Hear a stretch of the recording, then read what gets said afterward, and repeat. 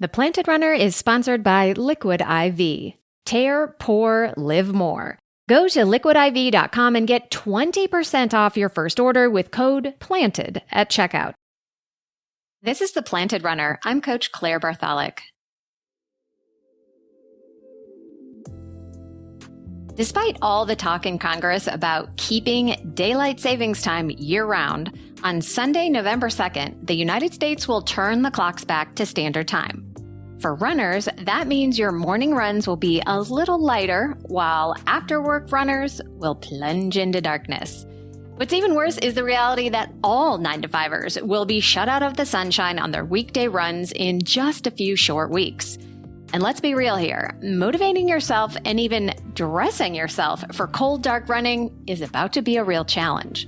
As darkness looms and temperatures drop, your cozy comforter snuggles you a little tighter in the morning, and that warm couch starts looking a little more inviting after a full day of work. If you want to maintain or even improve your running fitness all year round, you're either going to have to make friends with the treadmill, or you're going to have to find a way to make peace with the cold and the dark. I'll show you how.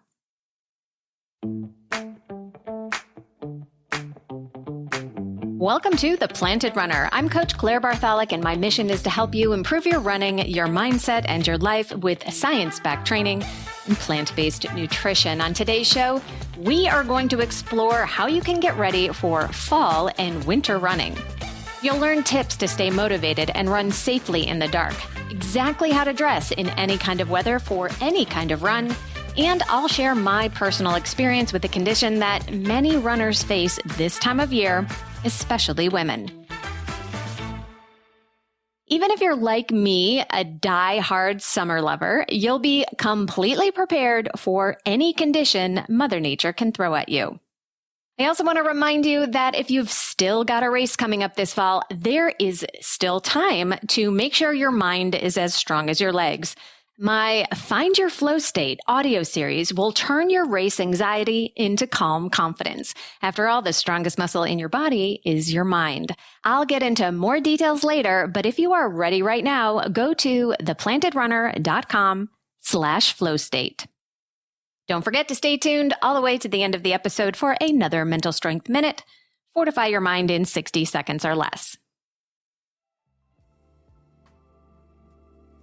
Unless you plan to hibernate all winter and let your hard-earned fitness go, now is the time to get ready for cold weather running. So what's the best way to make peace with the cold and the dark and just maybe learn to enjoy it?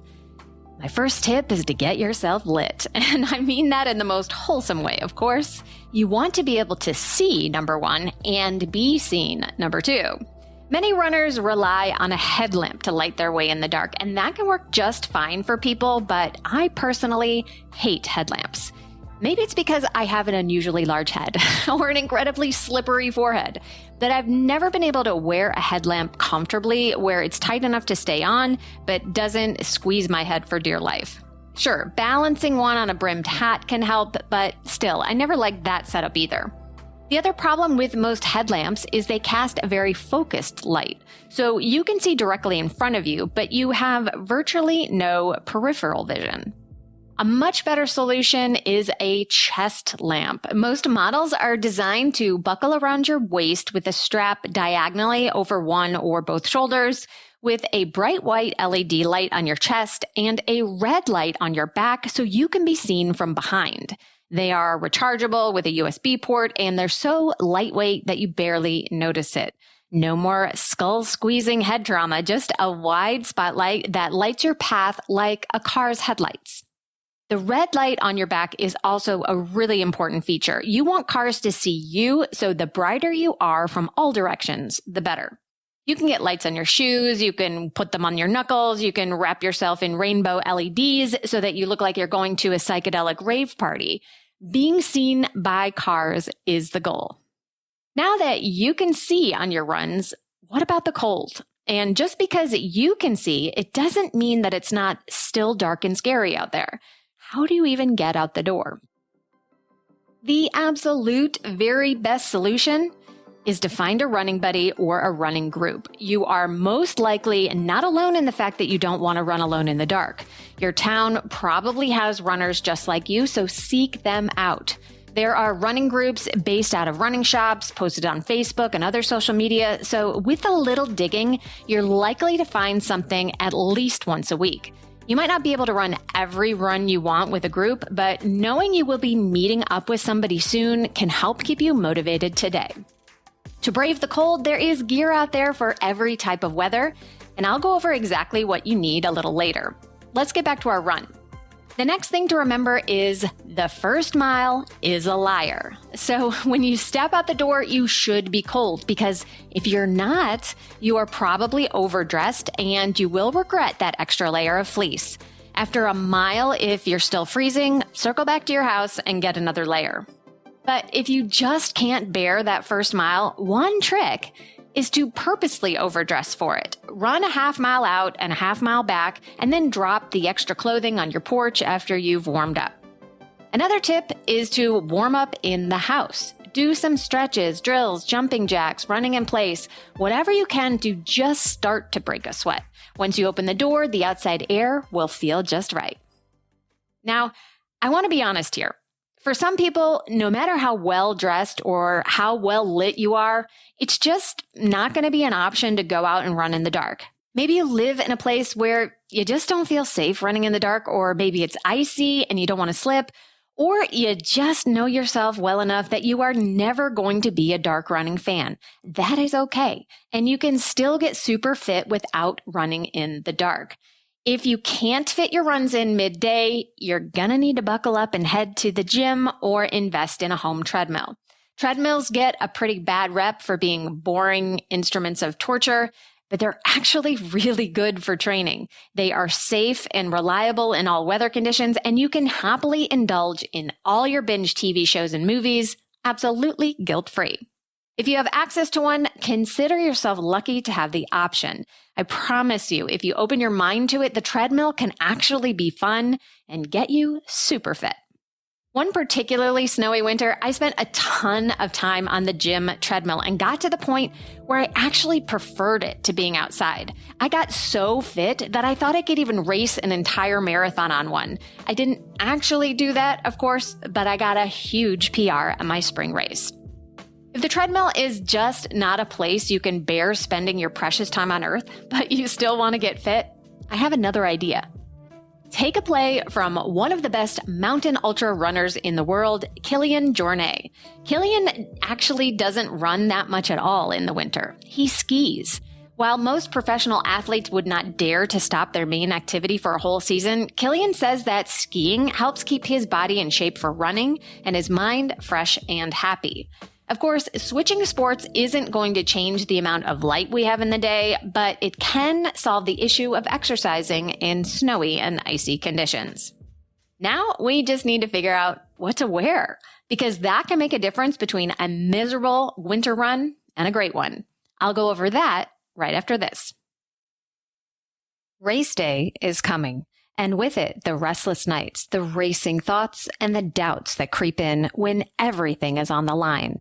I know that feeling because I've been there too. And the breakthrough for me came when I finally stopped just training my body and started training my mind. That's when I learned how to turn nerves into calm, doubts into focus, and fear into confidence. You can learn to do this too with Find Your Flow State. It's my guided meditation course that I built just for runners, so you can have the mental clarity and focus right when you need it most. To quiet your thoughts the night before, to steady your energy on race morning, to center you before the gun goes off, and to lift you up in those miles when everything feels impossible. The more you listen, the more natural it becomes until stepping onto that starting line feels calm, powerful, and your dreams become inevitable. Go to theplantedrunner.com/flowstate to get started today, because the strongest muscle in the body is the mind. The Planted Runner is sponsored by Liquid IV. You've been sweating through the summer, and finally, cooler temperatures of the fall are on their way. But that doesn't mean that you should lose focus on proper hydration for running and for life. Now is the perfect time to stock up on Liquid IV's new Energy Multiplier, sugar-free hydrating energy. It's scientifically formulated to support physical energy, hydration, focused mood, and even social stamina. You already know that it hydrates better than water for your runs and your workouts, but it's also perfect for when you feel run down after a long night out, and it's what I have in my carry-on anytime I'm hopping on a flight. I especially love the blackberry lemonade flavor. Don't just power through your day, ditch the glitch with zero sugar and zero crash from Liquid IV. Tear, pour, live more. Go to liquidiv.com and get 20% off your first order with code PLANTED at checkout. That's 20% off your first order with code PLANTED at liquidiv.com. Welcome back to The Planted Runner. I'm Coach Claire Bartholic. Colder fall and winter temperatures can be a welcome relief if you suffered through hot and sweaty runs this summer. But if you don't have a plan for exactly what to wear before you head out the door for a chilly run, your indecision could eat up your running time or even let you convince yourself to skip the run and hop back in bed. To solve this, have a clear guide ready for you, displayed in a spot where you get dressed. This will be something that evolves over time because your perception of what is cold in October will not be the same as February. My winter running layering guide is taped right next to my thermostat, which is near my closet. I check the outdoor temps and then look at what layers I'm supposed to wear for the corresponding temperature. If you'd like to grab my chart for yourself, I've made it into a free printable download. I'll put the link in the show notes, or you can grab it and all my freebies at theplantedrunner.com/link. That's theplantedrunner.com/LINK. Of course, my guide will only be a starting point. I've shared my guide on social media, and the Canadians think I'm completely overdressed, while the Floridians tell me to add an extra layer. Make the guide perfectly tailored to you with notes and adjustments after your runs about what worked and what didn't. Because I promise you, you will doubt yourself, and it's helpful to have little reminders. Now, a lot of people don't bother with a plan, and they just use the rule of thumb, dress like it's 15 to 20 degrees warmer than it really is. That might be helpful for some runners, but I don't find that particularly useful. I try to imagine going for a walk in 65-degree weather. That's 18 Celsius for the metric folks. And what I'll be wearing would be jeans, long sleeves, and maybe even a vest. But if I'm running in 45 degrees or 7C, I would roast in that. For me, I'm really cold when I'm not moving much, and I'm really warm when I'm running. So this rule of thumb just doesn't work well for me. So let's get a little more detailed with set points that actually matter. The first place to start is finding your glove point. I get very cold hands, even in mild weather. So for me, my glove point is 58 degrees Fahrenheit, which is about 14 Celsius. Even if I'm wearing shorts and a tank top, I've got gloves on too. If I miscalculate and my hands do warm up too much, I can just tuck them in a pocket or even in my sports bra for the rest of the run. I suspect that the reason my hands get so cold in relatively mild weather is that I likely have a condition called Raynaud's disease. It affects about 5 to 10% of Americans and is characterized by an intense vasoconstriction of the blood vessels, usually in the fingers or toes when exposed to cold temperatures. The skin often changes colors and can turn red, white, or blue due to the reduced blood flow. With a limited amount of blood in the area, the fingers feel cold and often really painful. Females are an estimated 9 times more likely to be affected than males, and it's not really clear why. There's no cure for Raynaud's, although there are ways to manage it. A good way to prevent the symptoms is to avoid sudden changes in temperature. So before you leave the house for a run, pre-warm your hands under some warm water, dry them well, and then slip into your gloves. I have a collection of several gloves for running. One is a very thin pair for mild days. Then the gloves increase in weight and get thicker for colder runs. Once it's below freezing, it's time for the mittens. I've also invested in a bulk box of hand warmers that's essential for winter long runs for me. After a run, if my hands still feel cold, I will again slowly warm them up with warm, but not hot water. So on my winter layering chart, the gloves come on at a relatively high temperature. For other people, their hands might not get cold until it's in the 40s or somewhere between 5 and 10 degrees Celsius. So experiment with that for yourself. It's better to have a light pair with you that you can stash away somewhere rather than have miserably cold hands. The next point that I would figure out is your shorts point. That is the temperature where shorts are really a no-go and capris or long tights are a much better choice. This will be different whether you are running a hard workout or a race or if you are just going out for an easy run. For me, if it's sunny and clear and I've got a hard workout or a race, it's 45 degrees and I will wear shorts with knee-high compression socks, a tank top, and gloves. But if it's just an easy run and it's cloudy or rainy or windy, it's getting close to the point where capris are a better choice. I'm definitely not wearing shorts below 40 degrees, which is about 4C, unless I'm racing hard. But if you're Canadian, shorts might be perfect, well below zero. What about sleeves? Sleeves are definitely a personal preference. I personally am all or nothing with sleeves. It's either a tank top or it's long sleeves. Short sleeves don't add much, if any, warmth, and I don't like the way most t-shirts rub under my arms, so I rarely wear them. But other runners find them a perfect choice on cool but not cold days. A nice convertible option is separate arm sleeves. You wear a tank or a short sleeve shirt and then have arm sleeves on. When you get too hot, you simply push them down to your wrists. If the wind picks up again, you can pull them back up. Once you've figured out the basics, it's time to look at the extra layers. Dressing in layers is a great idea because even with the most detailed chart at home, you can't foresee everything. Runners have vests, jackets, waterproof layers, headbands, hats, mittens, and gloves. All of them can be important additions to your running gear. My absolute favorite piece of cold weather gear is my running vest. It keeps my torso warm without overheating my arms. Sometimes when I get overdressed and get too hot, I can even take off my base layer long sleeves, tie that around my waist, and then put the vest back on solo, and it keeps the most crucial parts of me nice and warm. Of course, wet and windy conditions will amplify the feeling of cold, so making notes on your chart for how you feel in those conditions is a great idea. But it can be a challenge finding the right waterproof gear for runners because inevitably you will get very warm underneath.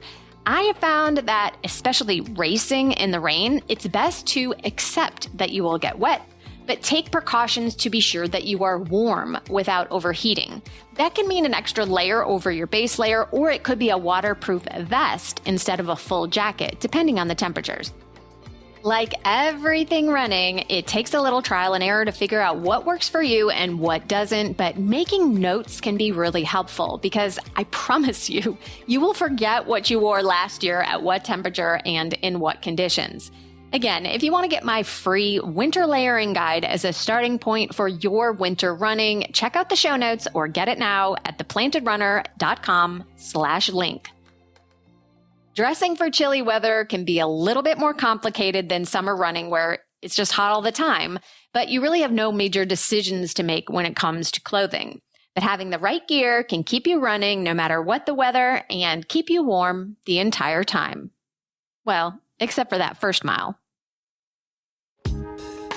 And now it's time for the Mental Strength Minute. Fortify your mind in 60 seconds or less. Today's topic is there's no such thing as bad weather. With the right gear, humans can be outside in some pretty extreme conditions. In fact, runners in cold climates often prefer winter training to the summer heat. Sure, it's not a smart idea to try to get in your track interval workout in hurricane force winds or a whiteout blizzard, but within reason, you can still get in a great workout even if the weather isn't great. If the conditions are dangerous, definitely work out inside, but most of the time, you don't have to let cold weather get in the way of a good run.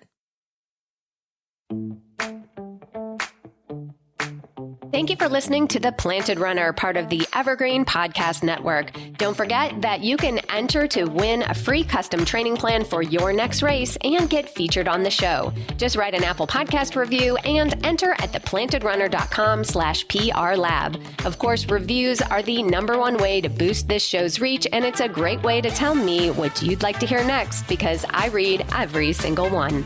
Have a great run today.